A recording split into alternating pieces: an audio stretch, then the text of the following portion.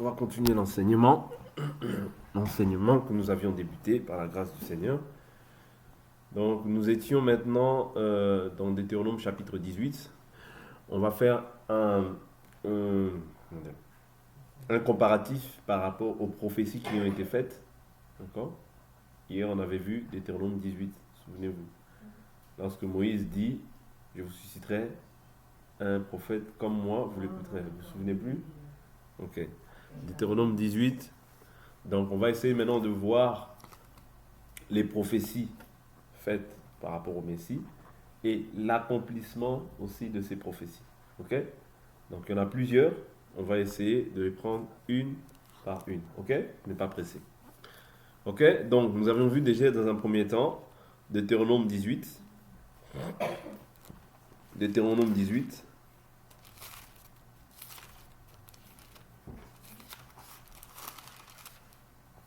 Deutéronome chapitre 18.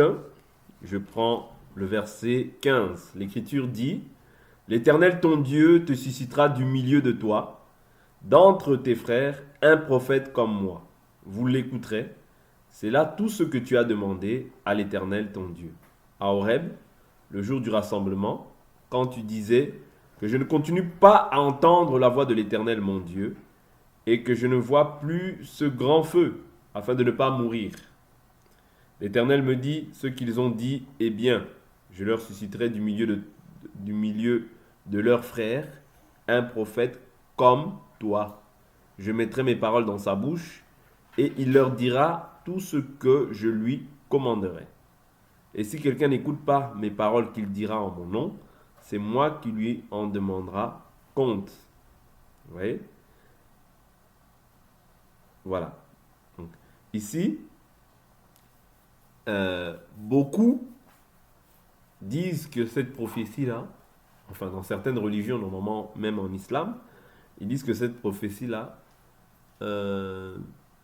est pour Mahomet. Ok? Mais nous croyons, en tant que chrétiens, que cette prophétie-là est pour Jésus. Par rapport à quoi? Je vous donne des éléments clés qui peuvent vous faire comprendre que cette prophétie-là n'est pas pour Mahomet. Ok? Pourquoi? Parce qu'il dit du milieu de tes frères. Ok? C'est-à-dire, ce n'est pas la descendance qui est celle d'Ismaël. Non. Mais ici, il dit bien du milieu de tes frères. Ok? Verset 18. Je leur susciterai du milieu de leurs frères un prophète comme toi. Je mettrai mes paroles dans sa bouche et il leur dira tout ce que je lui commanderai. Or, ici, ce sont les Hébreux, les Israélites. Ouais, donc de la descendance d'Israël. Donc ici, on comprend que cette prophétie s'accomplit bien en Jésus. Vous voyez? Parce que n'oubliez pas, Israël, quand on va maintenant, allons rapidement voir Jean chapitre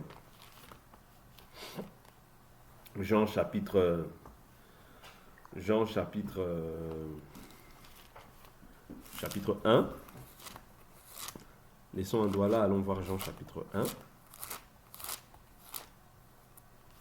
Israël attendait la venue du Messie, d'Élie, ouais, ou du prophète. Ok? Jean chapitre 1. Verset 19. Voici le témoignage de Jean lorsque les Juifs envoyèrent de Jérusalem des sacrificateurs et des Lévites pour lui demander: toi qui es-tu? Il confessa sans le nier, il confessa: moi je ne suis pas le Christ. Et ils lui demandèrent: quoi donc? Es-tu Élie? Et il dit: je ne suis pas. Es-tu le prophète? Et il répondit: non. Ouais, donc ils attendaient qui? Élie, par rapport à Malachie chapitre 3. Ouais. Soudain entrera dans son temple le Seigneur que vous cherchez et le messager de l'alliance. Il enverra, là, qui viendra avec la puissance d'Élie, tout ça. Ok? Ça, c'est dans Malachie chapitre 3. Donc, ils attendaient quoi? Élie ou le prophète. Ils lui dirent alors: qui es-tu? Afin que nous donnions une réponse à ceux qui nous ont envoyés. Que dis-tu de toi-même? Vous voyez? Il dit: je suis la voix de celui qui crie dans le désert. rendez droit le chemin du Seigneur, comme a dit le prophète Ésaïe. Vous voyez? Ceux qui avaient été envoyés étaient des pharisiens. Ils interrogèrent et lui dirent, pourquoi donc baptises-tu si tu n'es pas le Christ, ni Élie, ni le prophète? Vous comprenez? C'est-à-dire, Israël vivait en fait avec l'attente de ces trois choses. Le Christ doit venir, Élie et le prophète. Ok?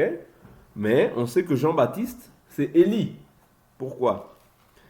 Parce que Jean-Baptiste, Jésus a écrit, a parlé de Jean-Baptiste en disant que dans Matthieu, je prends Matthieu rapidement. Matthieu chapitre 17, verset 10. Les disciples lui posèrent cette question. Pourquoi donc les scribes disent-ils qu'Élie doit venir d'abord? Il répondit, il est vrai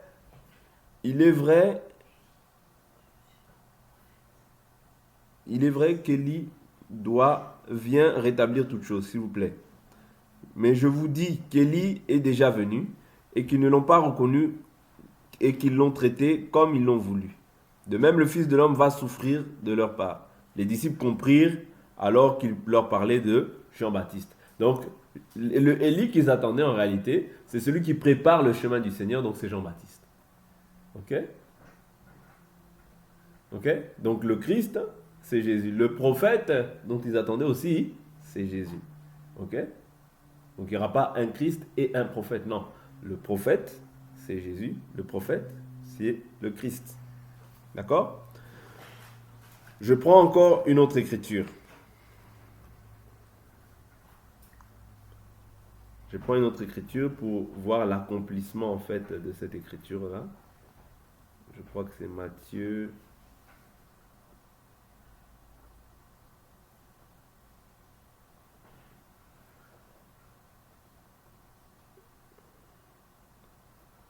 Matthieu 21. Matthieu 21, 11. Matthieu 21, verset 11. Les foules répondaient, c'est Jésus, le prophète de Nazareth en Galilée. Vous voyez, Matthieu 21, 11. Mais l'accomplissement de cette écriture, on peut la voir aussi dans Matthieu 21, 11 nous montre que Jésus, le prophète, par rapport à Deutéronome 18, vous voyez, et l'écriture dit aussi dans Marc chapitre 16, l'écriture dit dans Marc chapitre 16, je leur susciterai du milieu de leurs frères un prophète comme toi, je mettrai mes paroles dans sa bouche, et il leur dira tout ce que je lui commanderai. Si quelqu'un n'écoute pas mes paroles, qu'il dira en mon nom, c'est moi qui lui en demanderai compte. Ok? Donc ici, on voit dans Matthieu 21, 11, on voit qu'il s'agit de Jésus. Vous voyez, la Bible nous dit, c'est Jésus le prophète de Nazareth, je crois. Voilà, de Nazareth en Galilée. 21, 11, vous pouvez noter ça. Vous pouvez noter aussi Marc chapitre 16. Marc chapitre 16. Verset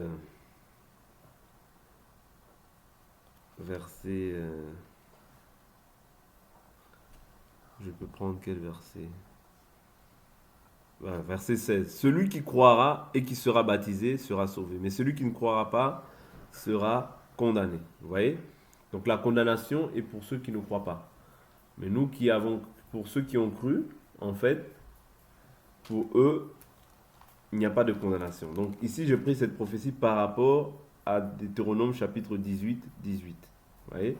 Quand on voit la généalogie de Jésus, qu'on a vu dernièrement, on voit bien qu'il est de la descendance d'Israël. Vous comprenez?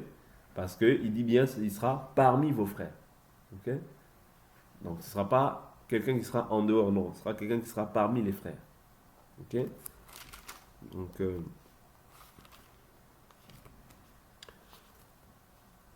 voilà un peu. Je peux prendre encore une autre écriture qui va peut-être vous aider aussi.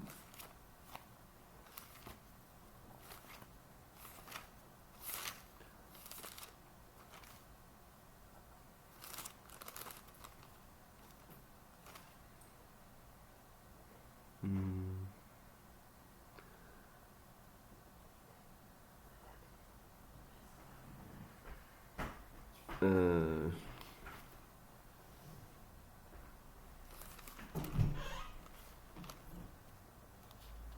Bon, je vais essayer de prendre une autre prophétie. Je vais essayer de prendre une autre prophétie pour qu'on puisse avancer. Je vais prendre une autre prophétie, toujours sur Jésus-Christ. On va prendre Psaume chapitre 2. Psaume chapitre 2, verset 7. Psaume 2, 7. Psaume chapitre 2, verset 7. Psaume 2, verset 7. C'est bon, on y est. Psaume 2, 7. Je prends l'écriture. Je publierai le décret de l'Éternel. Il m'a dit, tu es mon fils, c'est moi qui t'ai engendré aujourd'hui. Demande-moi et je te donnerai les nations pour héritage. Ok? Et pour possession, les extrémités de la terre. Ok? Donc ici on voit dans Psaume 2, verset 7. Or, dans Matthieu, chapitre 28, il dit, allez, faites de toutes les nations mes disciples. Vous voyez? Il dit, je te donnerai les nations pour possession, les extrémités de la terre. Vous voyez? Jésus dira que tout pouvoir m'a été donné dans les cieux, sur la terre et sous la terre. Ça, c'est dans Matthieu chapitre 28. Mais je vais prendre l'accomplissement de cette prophétie. Matthieu chapitre 3. Matthieu chapitre 3. Matthieu chapitre 3, 17. Matthieu 3, 17. On voit 3, 17. On voit, et voici qu'une voix fit entendre des cieux ces paroles. Celui-ci est mon fils bien-aimé, en qui j'ai mis toute mon affection. Vous voyez? Ça veut dire qu'ici, il répète aussi le fait que il m'a dit, tu es mon fils, c'est moi qui t'ai engendré aujourd'hui. Vous voyez? Demande-moi et je te donnerai les nations pour héritage. Ok? Donc ici, on voit l'accomplissement de cette promesse, de cette prophétie. C'est-à-dire Dieu, ici, est en train d'attester que Jésus est son fils bien-aimé et en qui il a mis toute son affection. Donc il vient confirmer en fait la prophétie de Psaume chapitre 2, verset 7. Vous voyez? On peut prendre encore une autre écriture qui va nous aider. 1 Chronique. 1 Chronique. 1 Chronique 17, 11. 1 Chronique 17, 11. 1 Chronique 17, 11. 1 Chronique 17, 11. Quand tes jours seront accomplis et que tu iras auprès de tes pères, je maintiendrai ta descendance après toi, l'un de tes fils et l'un de tes fils, et j'affermirai son règne. Ce sera lui qui me bâtira une maison, et j'affermirai pour toujours son trône. Moi-même je serai pour lui un père, et lui il sera pour moi un fils. Je ne retirerai pas ma bienveillance de lui, comme je l'ai retiré de celui qui t'a précédé. Je l'établirai pour toujours dans ma maison, et dans mon royaume, et son trône sera pour toujours affermi. Vous voyez? Donc là, on voit aussi des prophéties qui sont relatives à Christ. Vous voyez? Des prophéties qui sont relatives à Christ. Bien sûr, dans l'histoire, il s'agit de David et de Salomon. Vous voyez? Mais David est l'image du Père. Salomon est l'image du Fils qui bâtit la maison. Lorsqu'on voit Hébreux chapitre 3, la Bible nous dit toute maison, on peut prendre Hébreux chapitre 3, Moïse a été fidèle à la maison de Dieu. Vous voyez? Je prends l'écriture, Hébreux 3. Hébreux 3, verset 3.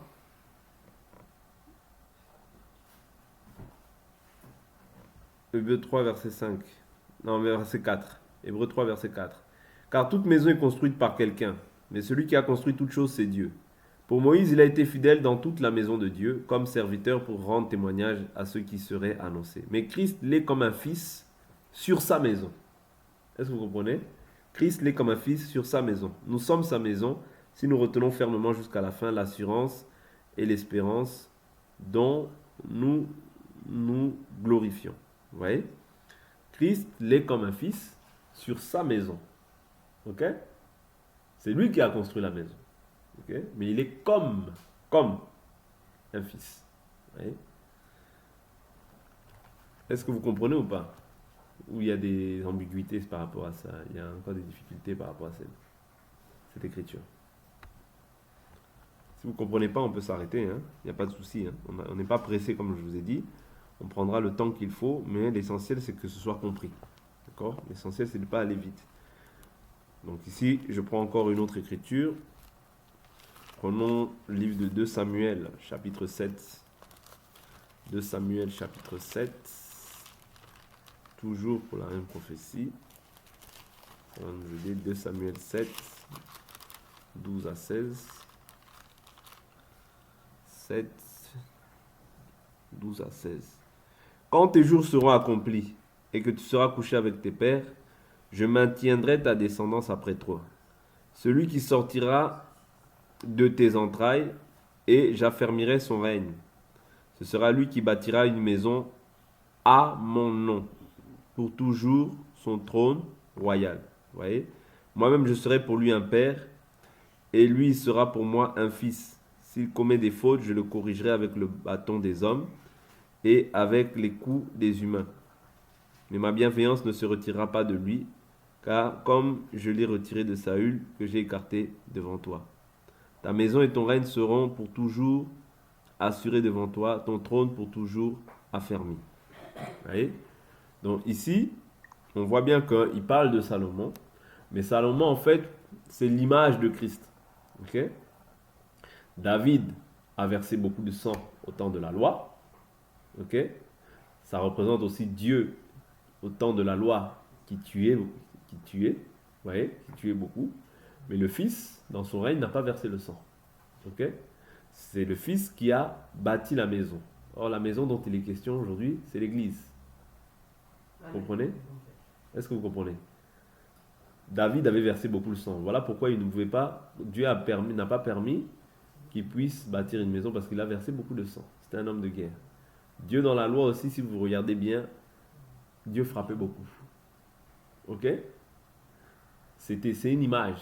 Vous voyez? C'est une image du Père qui frappait dans la loi, mais qui dans la loi s'est fait homme, est devenu doux, devenu agneau. Vous voyez? De même aussi dans le règne de Salomon, il n'y a pas eu beaucoup de sang qui a été versé. Vous voyez? Et c'est le Fils qui a bâti la maison. De la même manière aussi, c'est le Fils Jésus qui a bâti l'Église.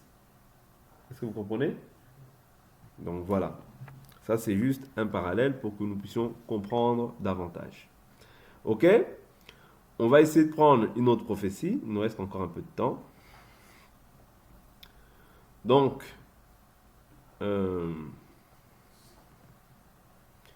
allons dans Genèse chapitre 22. Genèse chapitre 22. Notez, hein, notez. C'est important que vous ayez les versets. Notez. Par rapport à cette image-là que tu as mis, Christ, donc en fait Dieu qui frappait le temps d'Israël, qui est l'image de David. Ouais. C'est-à-dire David, ouais. Et l'image de Christ, du Fils. Du Fils. Ouais. Qui a bâti la maison, c'est-à-dire l'Église. Oui, c'est ça. Ouais. C'est Salomon qui a bâti le temple. Ok? Mais d'accord. Salomon qui a bâti le temple. Pourquoi? David voulait le faire. Mais Dieu a dit non, tu es un homme de guerre, tu as versé trop de sang. C'est ton fils qui viendra après toi, qui bâtira. Mais en réalité, c'est l'image de Christ. C'est-à-dire que c'est Christ c'est Jésus, quand il est venu dans la chair, qui a bâti la maison. Vous voyez? C'est Jésus, quand il est venu dans la chair, qui a bâti la maison. Donc, cette chose-là expliquait une réalité. Ok? Voilà pourquoi la Bible nous dit, Jésus dit, il fallait que s'accomplisse tout ce qui est écrit de moi dans la loi, de les psaumes, des prophètes. C'est-à-dire ces choses-là expliquent aussi une réalité dans les temps dans lesquels nous sommes. Est-ce que vous comprenez? C'est le Fils qui bâtit, de la même manière que c'est Salomon qui a bâti, parce que Dieu aussi avait versé beaucoup le sang. Ok? De la même manière, aujourd'hui, c'est le Fils qui bâtit la maison. La maison, c'était une maison physique au temps de la loi, mais aujourd'hui, c'est une maison spirituelle. Ok? Voilà pourquoi la Bible nous dit, et vous, comme une maison spirituelle, édifiez-vous, afin d'offrir des victimes spirituelles agréables à Dieu par Jésus-Christ. Ok? C'est bon? C'est compris ou pas? On peut avancer? D'accord. Si vous ne comprenez pas, on revient dessus, il n'y a pas de souci. Ok, donc on va prendre Genèse chapitre 22, le verset 18. L'Écriture dit, toutes les nations de la terre se diront bénies par ta descendance, parce que tu as écouté ma voix. Ouais, tu as écouté ma voix. Genèse 22, verset 18. Ok? Toutes les nations de la terre se diront bénies en son nom. Allons rapidement voir l'accomplissement de cette promesse.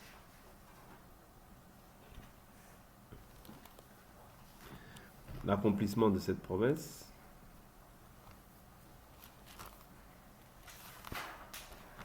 Que nous avions vu même, je crois, hier déjà.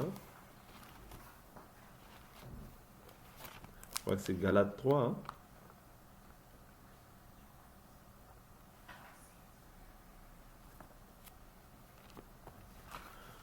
Galates 3.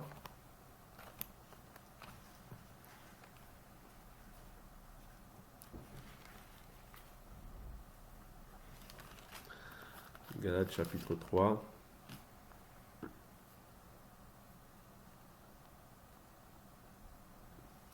Or, les promesses ont été faites à Abraham et à sa descendance. Il n'est pas dit et aux descendances, comme s'il s'agissait de plusieurs, mais comme à une seule, et à ta descendance, c'est-à-dire à Christ. Voyez, je prends le verset 29, hein, que nous avions pris hier aussi. Et si vous êtes à Christ, alors vous êtes la descendance d'Abraham, héritier selon la promesse. Vous voyez? Donc, cette prophétie-là aussi s'accomplit en Christ. Ok? C'est-à-dire que quand nous rentrons en Christ, la bénédiction qui avait été faite à Abraham, quand tu as obéi à la voix de Dieu, vous voyez, tu es béni, tu entres dans la bénédiction. Vous voyez? Je répète. L'Écriture dans Genèse 22, 18 dit, toutes les nations de la terre seront bénies en ta descendance, parce que bénies en ta postérité, parce que tu as obéi à ma voix. Genèse 22, 18. Ok? Genèse 22, 18. Maintenant, nous, quand nous rentrons en Christ, ok?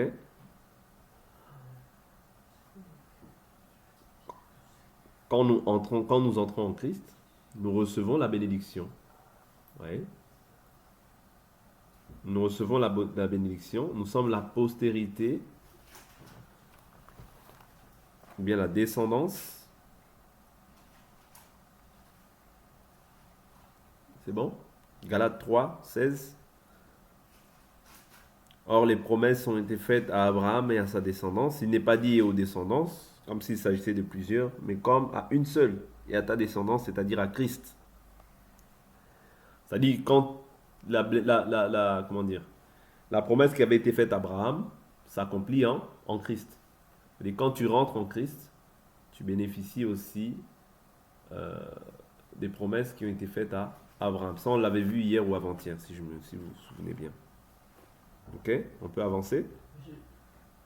Donc, Genèse 22, après c'est... Genèse 22, 18, on voit en fait la prophétie et l'accomplissement de la prophétie. Oui, mais sur quel verset? Genèse 22, 18, Galates 3, verset 16, Galates 3, verset 29. Ok? Galates 3, 16, Galates 3, 29. Comme je l'ai dit, ici on est en train de faire un comparatif. Enfin, on est en train de voir les prophéties liées au Messie et l'accomplissement de ces prophéties. C'est très important. pas forcément lié au Messie, mais lié même à la descendance d'Abraham. Ok? Donc nous avançons. Ok?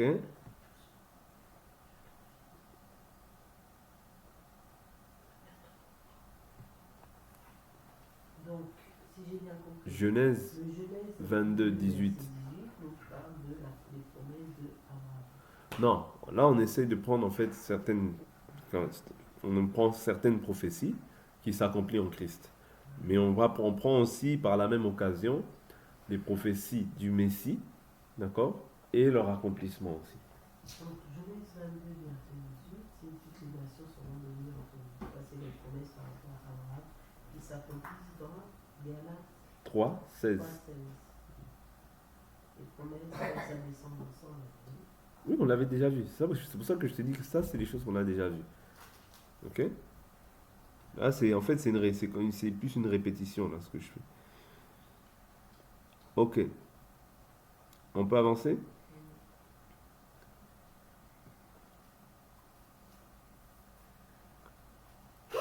Genèse 21, verset 12.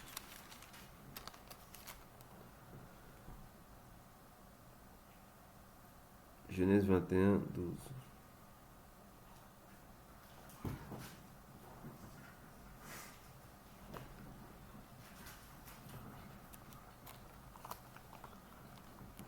Genèse 21, 12.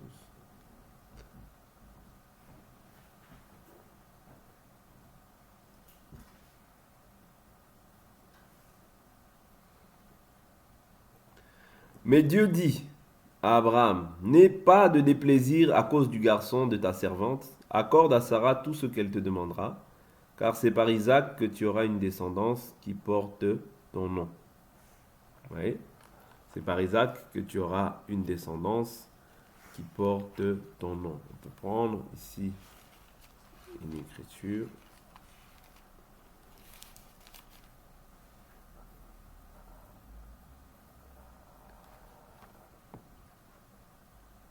On va prendre une écriture.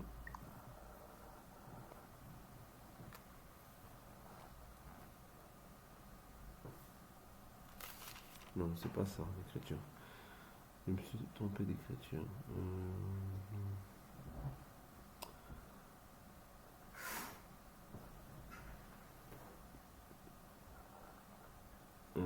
Attendez, non, je me suis trompé d'écriture. Excusez-moi. Voilà. Je vais prendre plutôt Jérémie 23.5. Jérémie 23.5, excusez-moi. Hein. On va prendre une écriture qui sera beaucoup plus compréhensible. Je vais vraiment prendre des choses par rapport au Messie un peu plus. Ça va nous aider. Voici que les jours viennent, oracle de l'Éternel, où je susciterai à David un germe juste. Jérémie 23.5. Il régnera en roi et prospérera, il pratiquera le droit et la justice dans le pays. Oui. Pratiquera le droit et la justice dans le pays. En son temps, Juda sera sauvé, Israël aura la sécurité dans sa demeure, et voici le nom dont on l'appellera l'Éternel, notre justice. Vous voyez? Donc ici, ce sont encore des prophéties qui sont liées au Messie. Vous voyez? Donc la Bible nous dit il régnera en roi. Vous voyez? On a vu que Jésus, lorsqu'il est venu, quand on parle de David, ici on parle du roi. Okay? Et on voit que on avait vu hier ou avant-hier que Jésus était appelé fils de David par rapport à la royauté. Okay? Et la Bible nous dit qu'il régnera en roi et prospérera. Il pratiquera le droit et la justice dans le pays. Et en son temps, Juda sera sauvé. C'est ce que nous avons vu lorsque Jésus est venu. Vous voyez? C'est ce que nous avons vu quand Jésus est venu. Et on l'appellera l'Éternel, notre justice. Vous voyez? Donc, on va essayer de prendre encore d'autres prophéties rapidement qui seront beaucoup plus claires pour nous. On va prendre le livre d'Ésaïe, parce que Ésaïe a beaucoup parlé par rapport au Messie. Ésaïe a beaucoup parlé par rapport au Messie.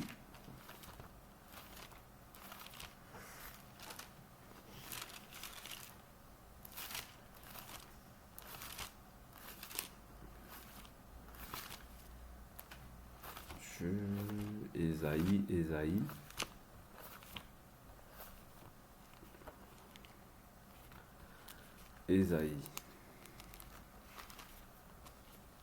Kenny, tu vas prendre ta Bible lorsque tu vas commencer à faire la lecture. Tu me prends Ésaïe, chapitre...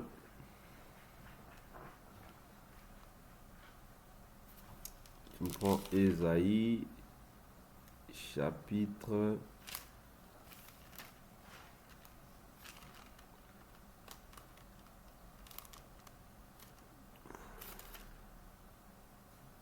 Chapitre 9. Non, chapitre 7, verset 14. C'est toi qui vas lire.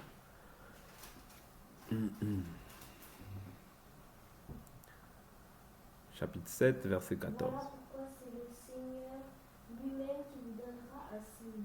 La Vierge Viens sera ici. enceinte. Viens ici. Elle naîtra. Juste le verset 14.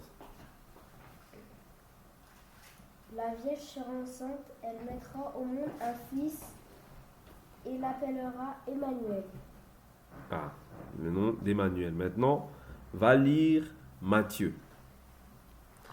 Matthieu, chapitre 1. Tu prends le livre de Matthieu au chapitre 1. Le verset 18 jusqu'au verset 23. Ok? C'est bon? Voici de quelle manière Plus fort. arriva la naissance de Jésus-Christ. Marie, sa mère, était fiancée à Joseph. Or, avant qu'ils aient habité ensemble, elle se trouva enceinte par l'action du Saint-Esprit. Plus fort. Joseph, son fiancé, qui était un homme juste et qui ne voulait pas l'exposer au déshonneur, se proposa de rompre secrètement avec elle. Mhm.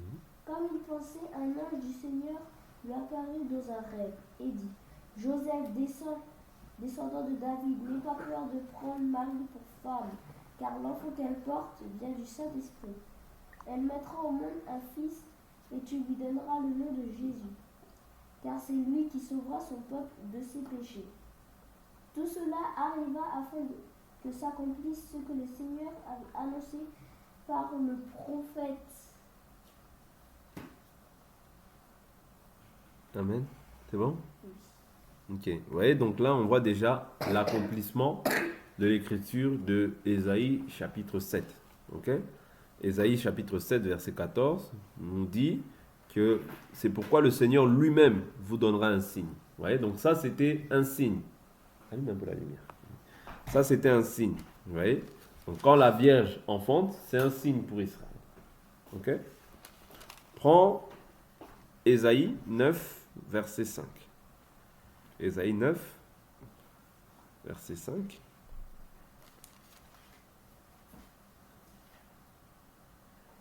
En effet, un enfant nous est né, un fils nous a été donné, et la souveraineté reposera sur son épaule. Mhm. On l'appellera merveilleux, conseiller, Dieu puissant, Père éternel, Mhm. prince de paix.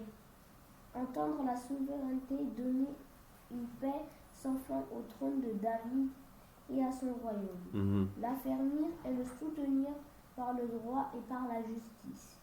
Dès maintenant et pour toujours, Amen. voilà ce que fera le zèle de l'Éternel, le maître de l'univers. Amen.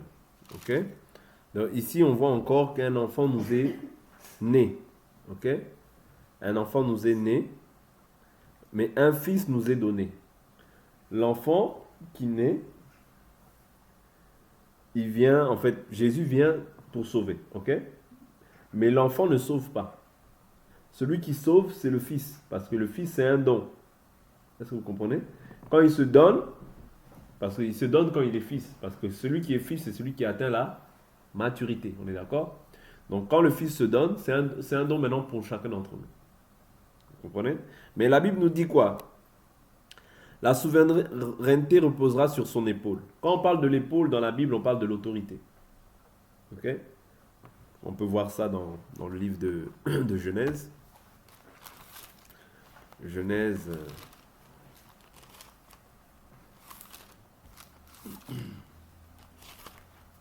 Genèse.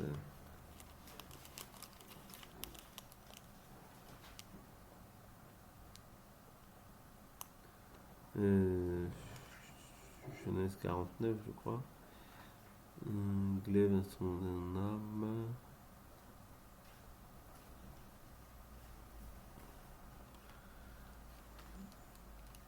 L'épaule, où on voit l'épaule? C'est dans Genèse 49, c'est pourquoi? Ta main sera sur la nuque de tes ennemis. Bon, je chercherai ça. Voilà, jusqu'à ce que vienne le Shiloh et que les peuples lui obéissent. Le bâton de commandement ne s'écartera pas de Juda, ni l'insigne du législateur d'entre les pieds, jusqu'à ce que vienne le Shiloh et que les peuples lui obéissent. L'attache à la vigne son âne et au meilleur cep le petit de son âne. Nettoie son vin, le sang, prendra des navires Isaacar, et que les pays agréables. Il courbe son épaule sous le fardeau, il est assujetti à la corvée des peuples. Bon, je chercherai l'écriture, mais l'épaule, quand on parle de l'épaule, on parle de l'autorité en fait, bibliquement parlant, hein, ok, de l'autorité. Donc, on revient sur Ésaïe chapitre 9, mais je chercherai ça après. Donc, on l'appellera admirable, conseiller, Dieu puissant. Vous voyez? Dieu puissant. Souvenez-vous, Ésaïe 42, 8 dit « Dieu ne partage pas sa gloire avec un homme, ni son honneur avec les statues. » Donc on l'appellera admirable, conseiller, Dieu puissant, Père éternel, pour ceux qui doutent encore que Jésus-Christ est Dieu. Là, la Bible nous fait bien mention qu'il est le Dieu puissant, le Père éternel, le Prince de la paix. Vous voyez? Donc, renforcer la souveraineté et donner une paix sans fin au trône de David et à son royaume. Ça, on avait vu déjà qu'il était appelé fils de David et à son royaume. Donc, il s'agit de son royaume parce que lui-même, il a dit « Mon royaume n'est pas de ce monde » devant Pilate. Souvenez-vous, on l'avait vu. Ok? Donc, ça, c'est toujours des prophéties relatives au Messie. D'accord? Donc, quand on voit par exemple Philippe l'a dit « Mon Seigneur » et mon Dieu. Quand on voit le livre de Jean, il a dit mon Seigneur et mon Dieu.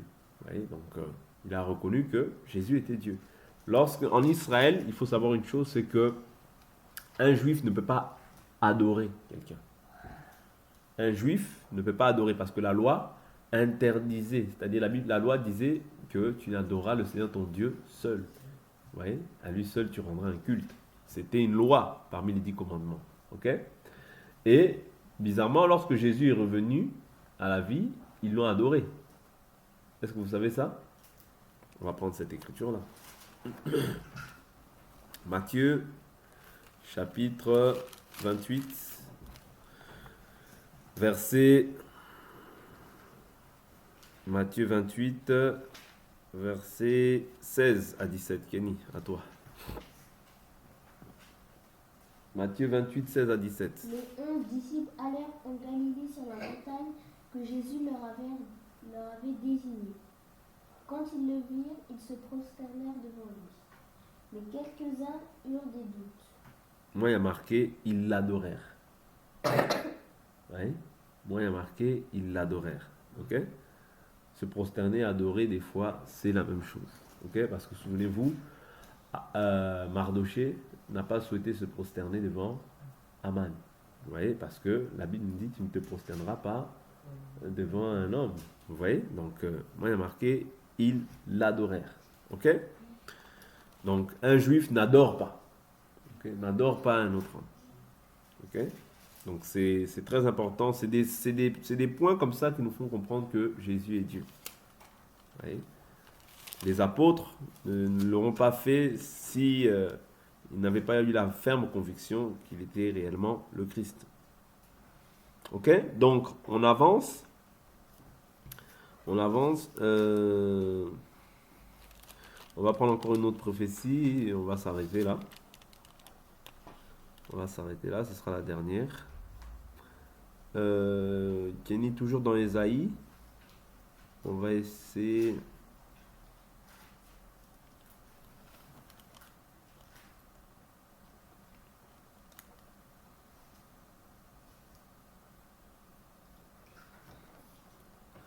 Tu vas me prendre Ésaïe chapitre 10.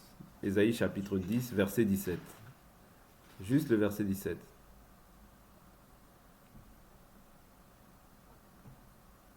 La lumière d'Israël deviendra un feu et son sein sera une flamme qui brûlera et dévastera ses buissons épineux et ses ronces en un seul jour.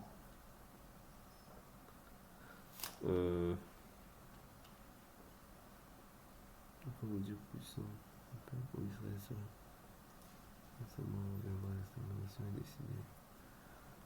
Non, c'est pas ça. Bon.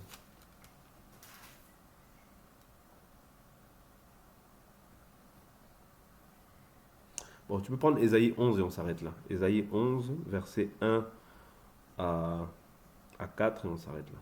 Puis un rameau poussera de la souche d'Isaïe, un rejeton de ses racines. Portera du fruit.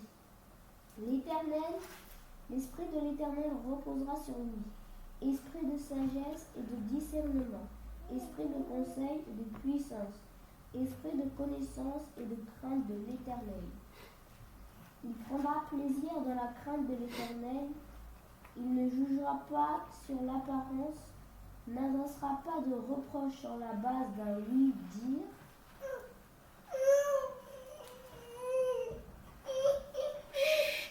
Vas-y. Sur un oui-dire. Mais il jugera les pauvres avec justice. Avec droiture, il sera l'arbitre des malheureux de la terre. Il frappera la terre du sceptre de sa parole. Vous comprenez? Donc ici, je veux prendre juste, parce qu'il y a plusieurs textes peut-être à prendre. Donc, quand il dit un rameau sortira du tronc d'Isaïe, Isaïe c'est le père de David. Vous comprenez? Donc de la descendance de David. On sait que Jésus aussi est de la descendance de David. Vous voyez, par rapport à la royauté. Ça, on le sait, on l'a vu. Ok? Esprit de l'Éternel reposera sur lui. Dans Luc chapitre 4, il dit, l'Esprit de l'Éternel est sur moi, car il m'a oint. Ok? Esprit de sagesse, d'intelligence, de conseil, de vaillance. Ça, c'est l'Esprit, c'est les facultés de l'Esprit. De connaissance, de crainte de l'Éternel. Il respirera dans la crainte de l'Éternel. Il ne jugera pas sur l'apparence. Lorsqu'il voyait, souvenez-vous, lorsqu'il voyait les pharisiens, il disait ne jugez pas sur l'apparence. Vous voyez? Mais jugez selon un juste jugement. Ok? Il n'habitera pas sur un oui-dire. Okay? Mais il jugera les pauvres avec justice. Avec droiture, il sera l'arbitre. La Bible nous dit il y a un seul intermédiaire entre Dieu et les hommes. Jésus-Christ, homme. Vous voyez, en cela, on voit l'arbitre. Il est aussi notre avocat. Vous voyez, l'arbitre, mais aussi l'avocat. Okay? Dans le livre de 1 Jean, on voit qu'il est notre avocat. Dans le livre de 1 Timothée 2, on voit qu'il est aussi l'arbitre ou au centre entre Dieu et les hommes. Ok? Il dit des malheureux de la terre, il frappera la terre du sceptre de sa parole. Est-ce que vous comprenez? Or, la Bible nous dit que je ne suis pas venu apporter la paix, mais l'épée. Vous voyez? Je ne suis pas venu apporter la paix, mais l'épée. L'homme aura pour... je suis venu mettre la division. Or, l'épée, la parole, c'est aussi une épée. C'est pas moi qui dis, c'est Hébreux, chapitre 12. La Bible nous dit que la parole de Dieu est une épée à double tranchant. Elle a la capacité de séparer moelle, jointure, âme et esprit. Vous voyez? Elle est juge des sentiments et des pensées du cœur. C'est-à-dire, cette parole qu'il annonçait en réalité, c'était toute une épée. Vous voyez? Parce que Jésus, on était sous la loi, mais les gens qui étaient sous la loi, en fait, le haïssaient. Pourquoi? Parce que il leur disait, vous dites ça, mais vous faites ça. Vous dites ça, vous faites ça. Vous voyez? Ces choses-là ramenaient la division. Ces choses-là ramenaient la confusion. Vous voyez? Et tout ça, il frappera comment? Il frappait la terre du sceptre de sa parole. C'est-à-dire, lui, il était venu pour accomplir la parole. Mais les gens, ils restaient dans des lois mosaïques. C'est-à-dire, ils imposaient au peuple certaines choses, mais eux-mêmes n'arrivaient pas, en fait, à les fouler du pied. Voilà pourquoi il disait, les pharisiens sont assis dans la chair de Moïse. Faites tout ce qu'il veut dire, mais ne faites pas comme eux, parce qu'ils disent et ne font pas. Est-ce que vous comprenez? Ils disent, mais ne font pas. Ils mettent des jougs pesants sur la vie des hommes. Vous comprenez? Voilà pourquoi Jésus, souvent, il s'en prenait aux chefs religieux. Il disait, vous dites ça, mais vous ne le faites pas. Vous dites ça, mais vous ne le faites pas. Vous voyez? C'est-à-dire, son combat était contre le fait que, au lieu de décharger le peuple était chargé. Et que eux-mêmes, les chefs du peuple, en fait, ne remuaient pas du doigt ces choses. Vous comprenez? Donc voilà, on va s'arrêter là pour aujourd'hui.